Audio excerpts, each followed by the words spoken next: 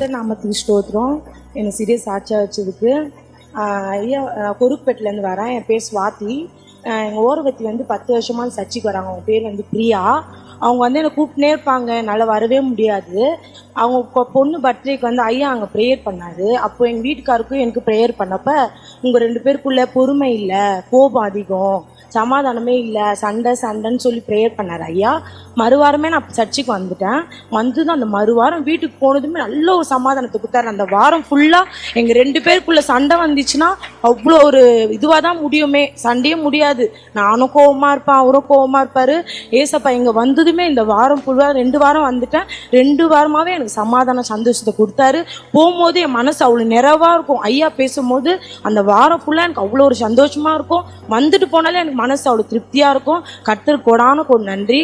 அது மாத்திரம் இல்லை, என் பொண்ணுக்கு போன வாரம் ஒரே ஜுரம், காது வலி, காது வீங்கி போயிடுச்சு. ஒரு காது வலி அழுதுனே இருந்தா. 2 மணிக்கு 1 மணிக்கு தூங்கவே இல்லை.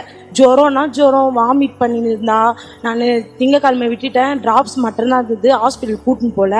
அதுக்கப்புறமா நான் ஐயா கிட்ட செவ்வாய்க்கிழமை கூட்டின்னு வந்தப்போ கூட இங்கே கூட இன்னொரு காதும் வலி அழுதுனே இருந்தேன். இங்கே கூட தூங்கிட்டா அவன். அதுக்கப்புறமா ஐயா கிட்ட லாஸ்ட்டாக ப்ரேயர் பண்ணி வீட்டுக்கு போகிறேன். வீட்டுக்கு போகும்போது நான் ஆட்டோவில் கேட்குறேன்ம்மா காது வலி அப்படின்னு. காது வலியே இல்லைம்மா, ஜுரமும் இல்லைம்மா. வீட்டுக்கு போய் குழந்தை ஆக்டிவாகவும் இருந்தா, பசங்களோட விளையாடினா, நல்லா சாப்பிட்டா, மறுநாள் ஸ்கூலுக்கும் போயிட்டா, ஐஸ்கிரீம் வேற சாப்பிட்டா. அந்த காது வலி முற்றிலுமா ஆண்டவர் எடுத்து போது கடவுள் கொடான நன்றி. ஆக்டிவாக அந்த கர்த்தருக்கும் ஸ்தோத்திரம். ஐயா விட்டது ஐயாவுக்கும் ரொம்ப நன்றி செலுத்துக்கிறேன்.